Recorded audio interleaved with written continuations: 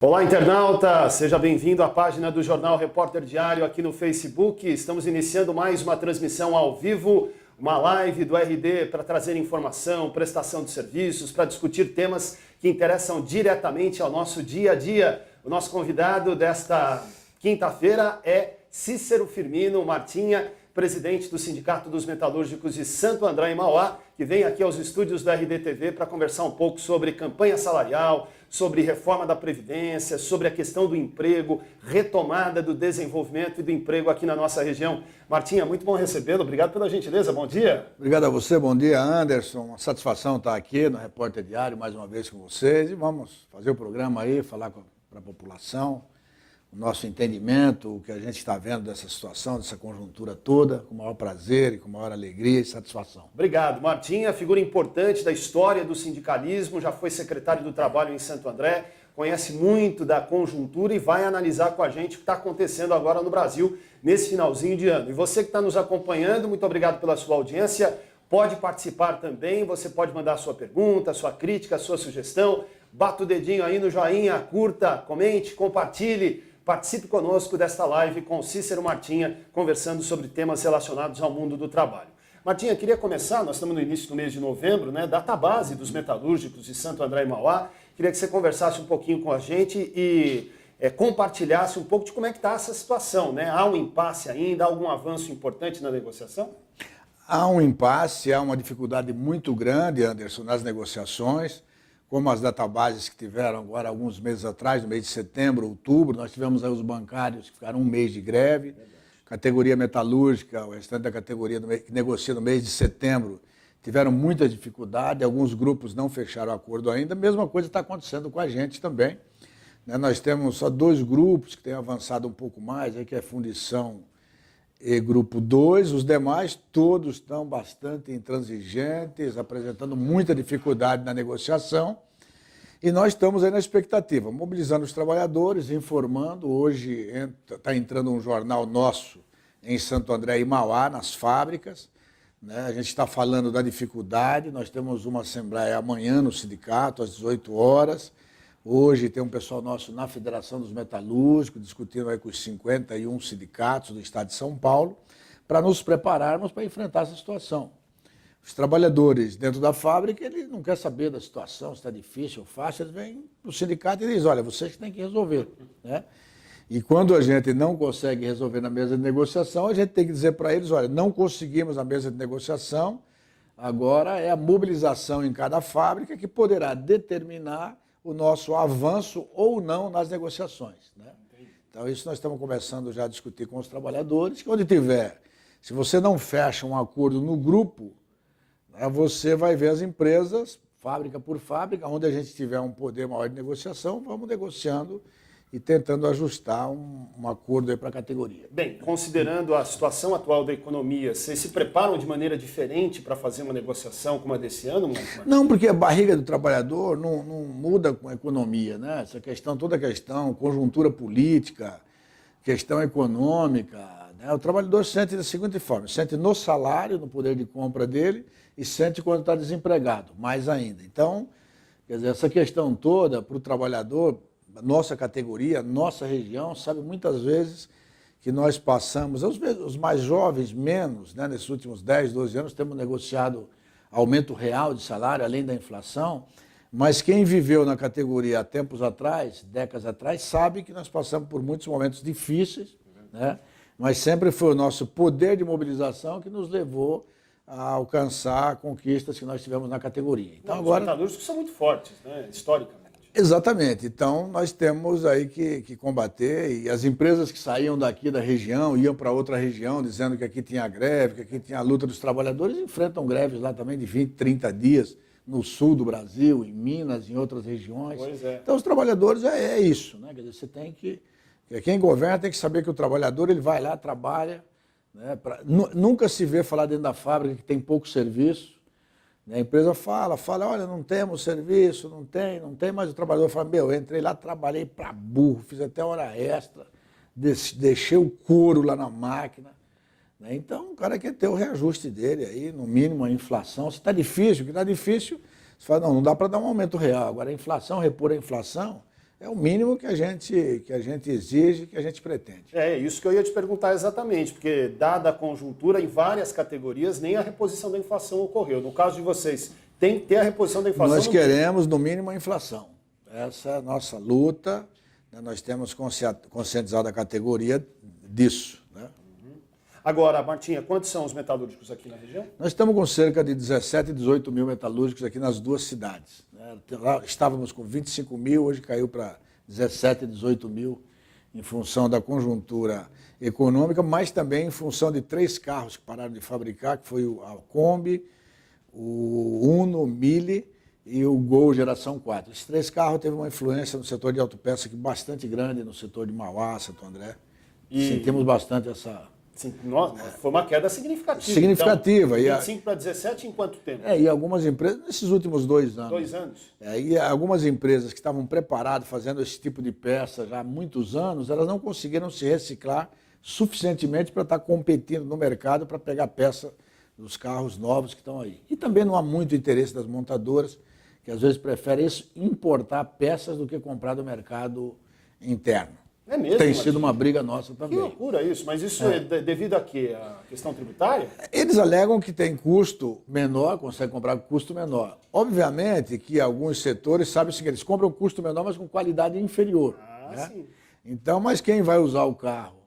Não é a montadora, são a população. Então, dependendo do modelo de carro, eles arriscam a comprar peças com qualidade às vezes inferior. É triste dizer isso, e podem até querer me processar por isso, mas que é verdade, é verdade. Nossa, isso é muito sério, né? Muito sério.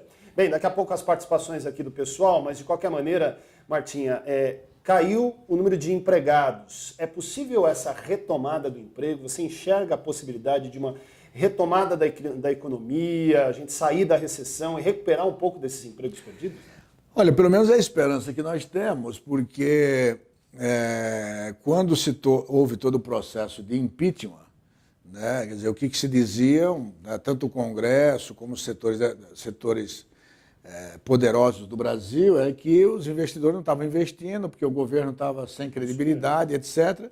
Que o que precisava, na verdade, era um novo governo para que os investidores pusessem dinheiro no mercado. Né? E nós estamos aguardando isso, faz 6 meses. Vai fazer 6 meses nós estamos aguardando. Estamos confiantes, nós nunca podemos dizer que a gente não tem confiança, seja qual for o governo, nós temos confiança. Agora também nós temos as nossas certezas dos projetos que estão aí, né, que não é nada bom para os trabalhadores, a própria PEC 241 vem aí assustando todo mundo, desde estudante a trabalhadores. Pois. Nós temos também o STF, de repente, já derrubou a 277, que antigamente, Anderson, nós tínhamos, se os empresários não renegociassem a convenção coletiva, ela perdurava atendendo o interesse dos trabalhadores até que tivesse uma nova. Então, a gente tinha garantia das cláusulas sociais. Agora não tem mais. Eu estou dizendo para os trabalhadores, hoje vocês não têm acordo mais. Se um trabalhador se acidentar dentro da fábrica, ele está descoberto da convenção coletiva que garante a estabilidade para o trabalhador acidentado. E aí tem que negociar o quê? Especificamente o caso dele? Não sei como que acontece isso na justiça, é a justiça que vai definir.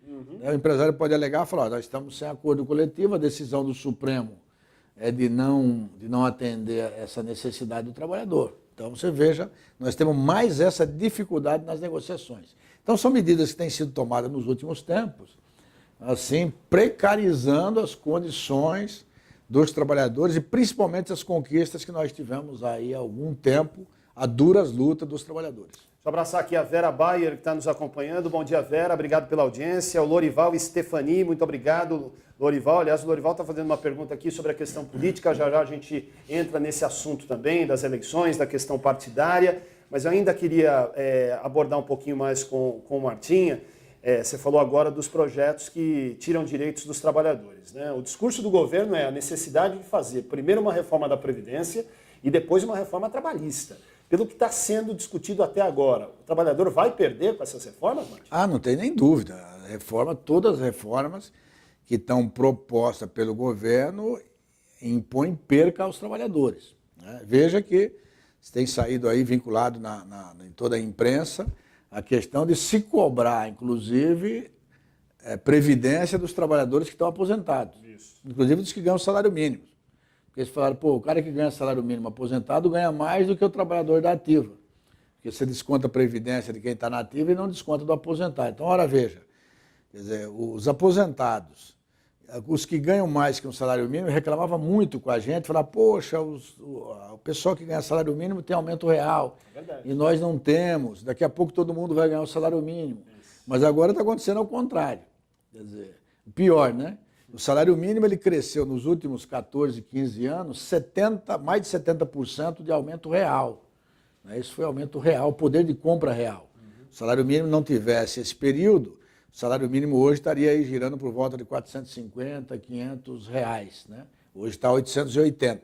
Lembra da época dos 100 dólares? Né? Exatamente, é 100 dólares. 100 dólares é Queriam 300... tanto 100 dólares? A gente reivindicava 100 dólares de salário mínimo, hoje seria 300 e poucos reais. Então veja como foi o salário mínimo no Brasil. Então houve um crescimento importante. Esse crescimento, pelas propostas que estão aí, vão diminuir, porque isso daí o governo vai fazer para aliviar os governos do Estado, que tem muita gente que ganha salário mínimo, as prefeituras do Brasil todo, que tem muita gente que ganha salário mínimo. Então isso todo é um jogo completo, né, de pressão econômica, que nós chamamos de uma pressão liberal, né, que não é nenhum... Quer dizer, que você sempre brigou para ter pelo menos uma social-democracia, um governo mais aberto, onde o governo tinha poder de distribuir mais renda, etc. Essa proposta ela é bem vinculada, mostrando que tem perca. Quer dizer, se resolve o problema do desemprego diminuindo o salário do trabalhador. A política do Robin Hood é o contrário. Né? Você tira do pobre para dar para o pobre. Do rico, ninguém mexe. Esse ninguém mexe. Esse é intocável. A idade mínima para aposentadoria, vocês são contra? Também contra, porque eu acho que quem começou a pagar aposentadoria tinha uma escala. Isso daí é você mudar a regra do jogo no meio do jogo. Imagina estar jogando, eu como São Paulino, eu faço São Paulo e Corinthians. Aí chega no intervalo do jogo, pô, São Paulo está ganhando de 2-0. Aí muda a regra, não, agora a regra vai ser outra. Essa regra beneficia o outro lado, né? Aí o time empata ou vira o jogo. Quer dizer, você não pode mudar a regra do jogo no meio do jogo, né? Então, quer dizer, para as futuras gerações, é obrigado a discutir. Agora, a Previdência tem muitas questões. Não é uma Previdência única para todos. A Previdência dos trabalhadores do setor privado, nós já provamos, o Paulo Paim, vários especialistas, que não deu prejuízo, deu muito lucro para todos os governos e continua não dando prejuízo. O que dá prejuízo são outras aposentadorias que eles fizeram aí, né, para beneficiar setores no Brasil, que ganham altos salários, e que hoje está afundando a aposentadoria. E não a aposentadoria dos trabalhadores operários, né, e que pagaram em dia suas aposentadorias. Porque não é raro o pessoal apontar o dedo para o aposentado e falar o déficit da Previdência é culpa sua. Pois é, né? Tem que apontar o dedo para os aposentados federais, né, para os juízes, para o Ministério Público, né, para outros setores que aposentam com 25, 30 mil reais por mês. Aí quebra a Previdência. Aí quebra, não há quem aguente.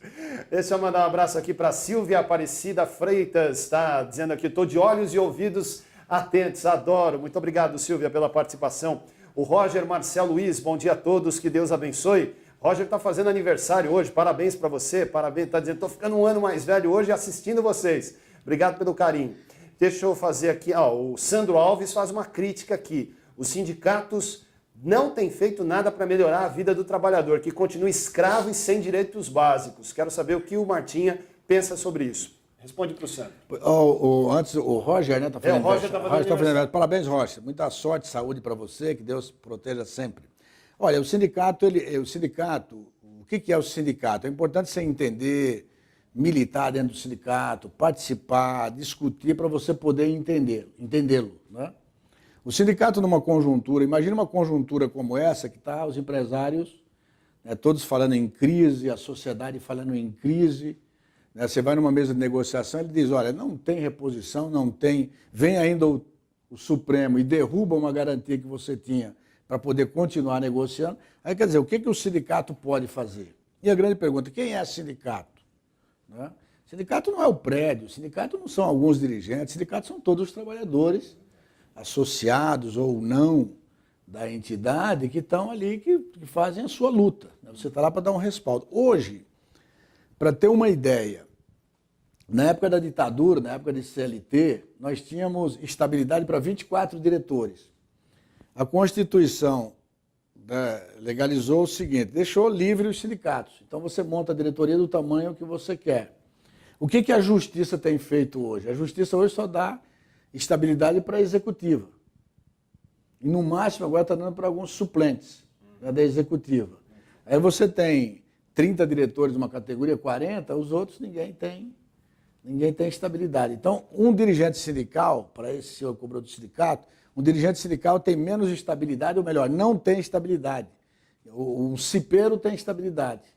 O trabalhador que sofre uma doença profissional ou sofre um acidente tem estabilidade. Mas dirigente sindical nem estabilidade tem para lutar pelo interesse dos trabalhadores. Não corre risco de Nós estamos com 3, 4 diretores agora recentemente que foram mandados embora.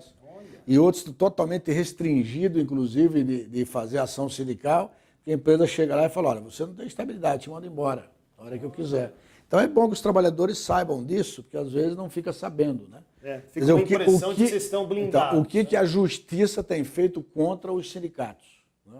E não é só a Justiça, o Poder Econômico, os empresários, todos eles querem acabar com o sindicato. E não duvide se dentro de pouco tempo muitos sindicatos irão fechar as portas e os trabalhadores ficarão sem representação. E isso grandes sindicatos, né, poderão ficar sem representação. Né? E aí, lamentavelmente, é que os trabalhadores verão o que é ficar sem sindicato, sem representação. Mas tem muito picareta também no mercado, tem? Nessa área também. Lógico que tem. Tem médico picareta, né, que pega o diploma para cuidar da saúde das pessoas e vai lá ganhar dinheiro. Verdade. Tem empresa de medicina picareta que vende prótese, que opera o joelho. Isso a gente vê todo dia na imprensa, que opera o joelho. Tem juiz picareta sem vergonha, tem jornalista que picareta, vende. Tem jornalista picareta, tem professor picareta, tem trabalhador picareta e tem também, lógico, sindicalista picareta. Só policial militar tem picareta, tem bom, policial honesto, né, e tem policial também que não presta, que é ladrão, igual outros ladrões aí. Então, a mesma coisa tem dirigente sindical, que é ladrão, e tem dirigente sindical que tem ideologia, tem honestidade, tem caráter. Né, eu chego nas portas de fábrica de Santo André e Mauá, e chego e falo em todas elas. Falo, olha, estou aqui na porta da fábrica, defendendo o interesse do trabalhador, quem paga meu salário é o trabalhador, e eu desafio se tem algum empresário desse daqui que um dia eu sentei numa mesa para negociar meu interesse pessoal, ou entrei dentro desse portão da fábrica para negociar o meu interesse e não dos trabalhadores. Se tiver, ele pode se apresentar aí e venha dizer aqui na minha frente. Né? Então, poucos podem fazer isso. Agora, quem não pode fazer isso, não faz. Quem vive lá negociando o interesse dos trabalhadores, eu, graças a Deus, quer dizer, o meu papel de dirigente sindical eu sempre cumpri, ando de cabeça erguida. Né? Ando de cabeça erguida, que faço a defesa tanto dos aposentados da minha categoria, como os trabalhadores da ativa. Agora, lógico que está cheio de picareta aí para tudo que é lado. A Raíssa Oliveira está nos assistindo, obrigado, Raíssa. Daniel Oliveira, grande abraço, obrigado pela sua participação. Eu deixei para fazer a pergunta depois, para a gente encaixar também um pouquinho da parte política. Martinha também envolvido nessa questão política, já foi candidato a vice-prefeito em Santo André. E o Lorival Stefani pergunta sobre a derrocada do Partido dos Trabalhadores. Qual é a sua avaliação e o que vem aí do futuro para o PT e para as esquerdas no Brasil? Eu fui fundador do PT aqui em Santo André, não estou mais hoje nos quadros do partido, não sou filiado ao PT, sou filiado ao PDT, mas é um partido que eu acho que construiu muito para a sociedade, para a organização da sociedade brasileira, dando consciência, fazendo algumas lutas importantes. E teve um governo, o governo do Lula, nos seus 8 anos e até o primeiro mandato da Dilma, depois teve as dificuldades econômicas internacionais, foi um governo, foi para mim, na minha opinião, de todos os governos que eu pude acompanhar na minha vida, foi o governo que mais distribuiu renda para quem ganha salário mínimo e para os trabalhadores. Nesse período a gente teve aumento real nas categorias, né, nós conseguimos avançar bastante. Houve algumas regiões do Brasil onde o povo não tinha direito à comida, né? O Lula sempre falou isso, da importância de... O povo pelo menos tem que comer, como que uma criança vai para a escola com fome? Vai aprender o quê? Então eu acho que o PT teve uma responsabilidade, que fez um trabalho social muito importante. Lógico que governar um país igual ao Brasil, uma coisa é você ter o poder, outra coisa é você ter o governo. Quem tem governo nem sempre tem todo o poder. Você pode fazer algumas coisas, outras você não faz. Porque você no governo, você não tem o poder econômico como um todo, né?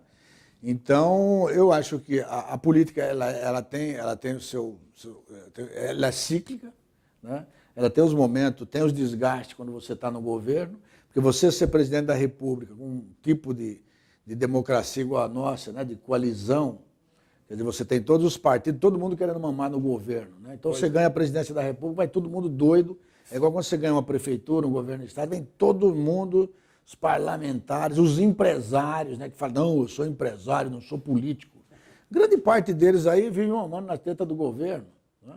Então, quer dizer, é difícil governar, não é fácil governar um tipo de governo igual o nosso. Acho que precisa fazer uma reforma política importante para melhorar as condições. Então, acho que o PT perdeu, acho que os partidos mais à esquerda também perderam nesse momento, né? E houve também todo um trabalho da grande mídia, né, desmoralizando a classe política, mas eu acho que também cometeram erros e eu acho que precisa internamente, eu estou falando, estou dando uma opinião, não estou dentro do partido, não sou eu que vou discutir isso, mas eu acho que todos, onde eu puder interferir, onde eu tiver espaço para discutir, eu acho que é importante fazer uma reflexão, fazer uma análise histórica do que se fez de bom, do que se fez de errado. A gente não só acerta quando é governo, né? E se refazer, se reconstruir, né? Eu acho que o pessoal vai sentir o sabor, né, do neoliberalismo agora aí uns 2 anos, 4 anos, talvez 6, quem sabe 10, né? E aí o pessoal também lá na frente, talvez daqui 10 anos, o pessoal vai poder analisar bem essa geração, né? Porque as pessoas nascem, vivem e morrem, né? Então tem muita gente que em 2002 estava vivo, que viveu 1970, 1980, quando não se podia votar, repressão, depois tiveram uma liberdade democrática, 30 anos, nunca teve no Brasil um espaço democrático como tivemos agora. Então aqui no Brasil tudo é novo, né? Até Então, a questão econômica, né? A questão da hiperinflação. isso, Há várias pessoas hoje que não sabem o que era inflação, né? Que a gente pegava o dinheirinho e tinha que comprar o máximo. Primeiro tinha que comprar freezer, né? Para congelar as coisas, deixar congelado. Então, quer dizer, a sociedade vai ter as condições de comparar, né? Porque quando a sociedade sente na pele, não tem mídia, não tem televisão, não tem nada que mude, né? Agora, eu acho que foram aí uma experiência de 15, 16 anos de governo, 8, 12, 14 anos de governo, né, do PT.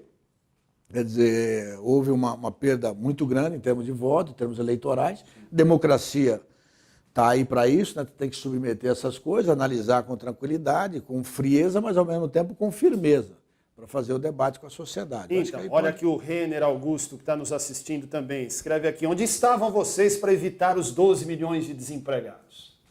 Aqui no Brasil nós já tivemos muitos milhões de desempregados, né?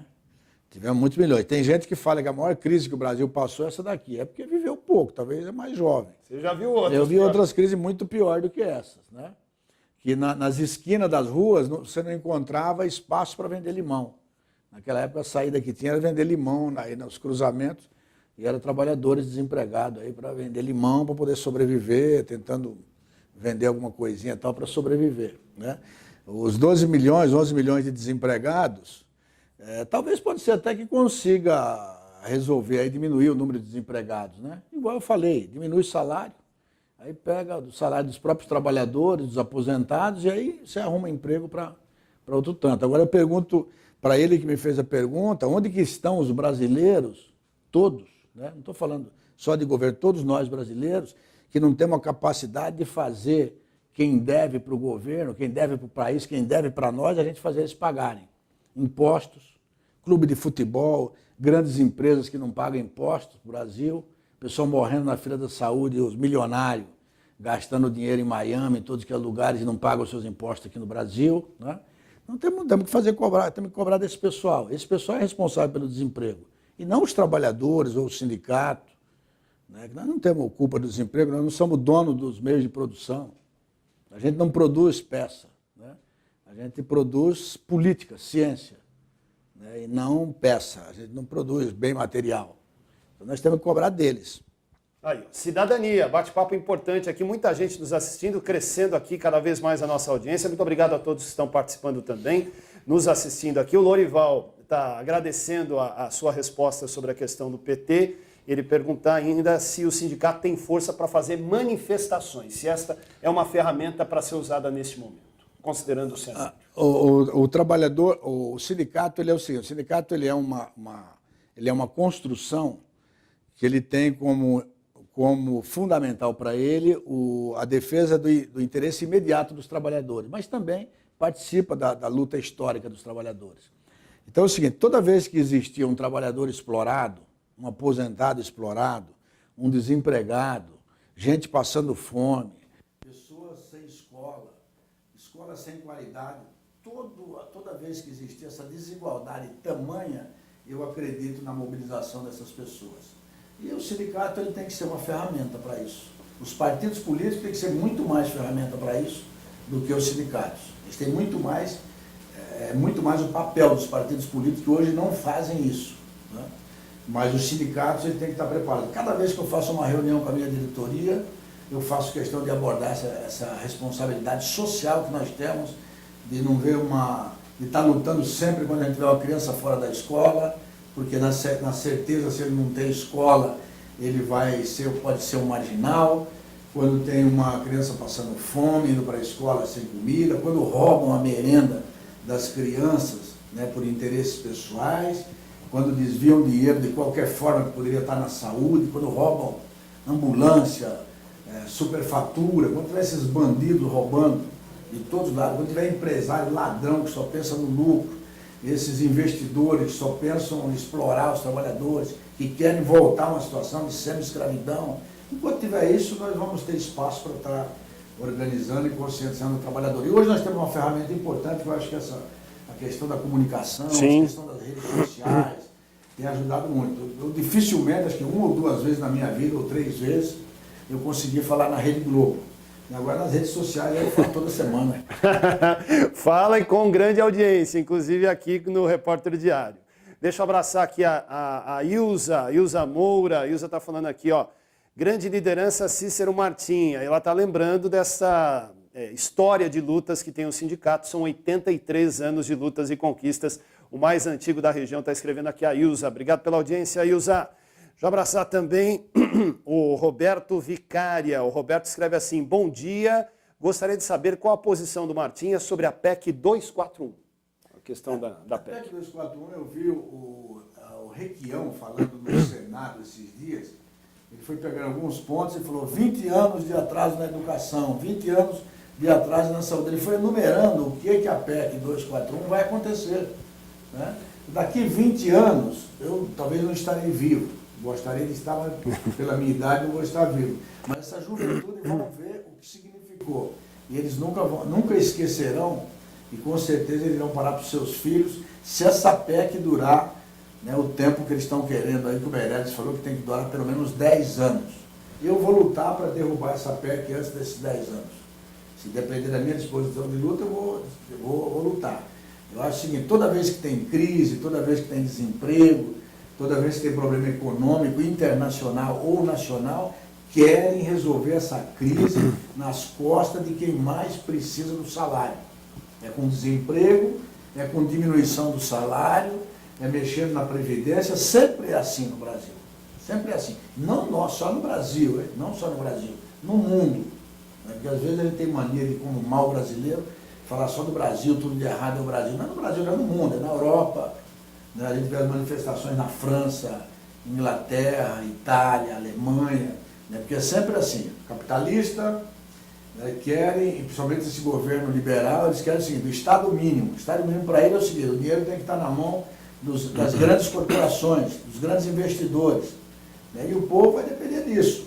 Né? Nem o governo pode fazer nada para ajudar, então o governo tem que ficar pequeno, enxuto, né, e deixar toda a economia girando na mão dos investidores que hoje investem no Brasil. O dia que não interessar, vai investir na Argentina, o dia que interessar, vai investir na África ou qualquer outro lugar. Eles não têm preocupação social, eles têm preocupação só com os lucros. E os resultados, todos os estudos históricos mostram o quê? Que cada vez mais no mundo, e quanto mais tem crise, mais se acumula dinheiro e riqueza na mão da minoria. No Brasil, para você, internauta, ter uma ideia, 1% da população brasileira tem sobre o seu comando 48% da riqueza do Brasil. Então, 1% da população é dono de 48% do Brasil. E os outros 99% é dono de 52%. Aí você vê a diferença, e aí eu ajudo a responder para esse meu amigo até que perguntou, o que vocês estão fazendo para resolver o Renan dos 12 milhões? Esse 1% aí é que tem que resolver o problema dos 12 milhões de desempregados. Muito bem, estamos caminhando aqui já para o final da conversa, mas agradecendo muito a audiência de todos aqui, o número de visualizações bastante significativo. O Alex Gonçalves está escrevendo aqui para a gente encerrar, Martinha. Ele está dizendo assim, Martinha, tem que fazer uma greve geral da categoria. Nós estamos tendo muito corte, o trabalhador está sofrendo muito. É possível? Você acha que essa é uma alternativa? Eu acho que é alternativa, a greve sempre é uma alternativa. Os bancários estão de parabéns. Né? Os empresários, os banqueiros são quem mais ganha dinheiro nesse país, esses investidores. Cobra 400%, né, de imposto do cartão de crédito, cobra 400% quando você tem qualquer dívida para eles. Né? Quando você precisa de dinheiro, cobram lá 5%, 6%, 7% ao mês. Os bancários eram um exemplo muito importante, meteram 30 dias de greve, né, e fizeram os banqueiros, né, olhar diferente para os funcionários bancários. Então, eu acho que os metalúrgicos têm sempre a mesma coisa, os químicos, a construção civil, nós vamos estar sempre colocando a greve como uma arma importante para os trabalhadores, porque a única coisa que faz o patrão pensar que a gente existe é quando as máquinas estão paradas. Tá bom, e ainda dá tempo, Marcos Vinícius, dentro da discussão política/sindical, ele pergunta assim, o que o sindicato perde com a ausência de prefeituras no poder do PT aqui na região do ABC? O sindicato perde alguma coisa?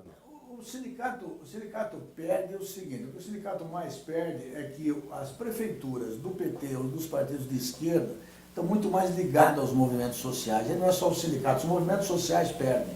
Né? Porque quando eu tenho grana de prefeito ou Donizete lá de Mauá, qualquer coisa que eu preciso numa fábrica, numa empresa, para defender os trabalhadores, estão de madrugada lá comigo, um deputado ligado à esquerda. Se tem uma greve, ele está lá na frente da greve. O Donizete foi várias vezes em movimentos nossos lá em Mauá. O Grana foi muitas vezes em movimentos sociais nossos para defender que os empregos continuem aqui, porque eles são operários. Né? Agora, quando vem um prefeito, com todo respeito, eu acho que quando o prefeito ou vereador é eleito pelo voto popular, eu respeito todos. Né? Mas, como me perguntaram, eu estou falando dessa diferença. Sim, tem alguns sim. Né, que nunca foram trabalhadores, nunca tiveram uma carteira profissional assinada, nunca trabalharam registrados numa fábrica, nunca foram trabalhadores do dia a dia, não conhecem esse segmento. Então, logicamente, que ele tem uma tendência natural de entender menos a situação. Então, por isso que toda vez que eu, ganhando ou perdendo, eu sempre vou defender que um trabalhador esteja governando a cidade, governando o Estado e governando a Previdência da República, porque eu sou trabalhador, sou operário, sei que ele estará do meu lado na hora que eu preciso. Muito bem. O Ignósio Guima também está nos assistindo, muito obrigado. Um abraço para o Flávio Rime, que também nos acompanha. O Ayrton Marques, o Marcelo Machado Leite, enfim, uma série de pessoas aqui que utilizam as redes sociais, tem uma força incrível e o Repórter Diário também tem uma possibilidade de chegar a um número maior de pessoas com essas iniciativas. Eu quero agradecer muito ao Martinha, convidá-lo para estar com a gente em novas oportunidades, convidar você que pegou a entrevista aí pela metade, daqui a pouquinho esse vídeo vai estar disponível na página do Repórter Diário, agradecendo a todo mundo que compartilhou, o próprio Martinha na sua página, o Sindicato dos Metalúrgicos, outras pessoas que compartilharam essa entrevista, fazendo essa mensagem chegar a um número de pessoas ainda maior, você terá a oportunidade de acompanhar. Esse trabalho também será objeto de postagem na nossa página no YouTube, no canal RDTV. Martinha, obrigado pela tua gentileza, foi muito bom conversar contigo, vamos voltar a tratar desses temas que mexem com a vida das pessoas, com o dia a dia dos trabalhadores, dos cidadãos que nos assistem. Grande abraço, viu? Agradeço pela oportunidade, agradeço aqui ao Repórter Diário por mais essa oportunidade, agradeço a você que nos assistiu nesse momento e como minha mãe dizia, meu filho, a situação pode estar feia, pode estar boa, de qualquer jeito, fé em Deus e pé na tábua. É isso aí, obrigado Martinha. Grande abraço, obrigado gente pela audiência. Voltaremos a qualquer momento com novas lives, com novas entrevistas importantes. www.reporterdiario.com.br, lá você fica muito bem informado. Grande abraço e até a próxima.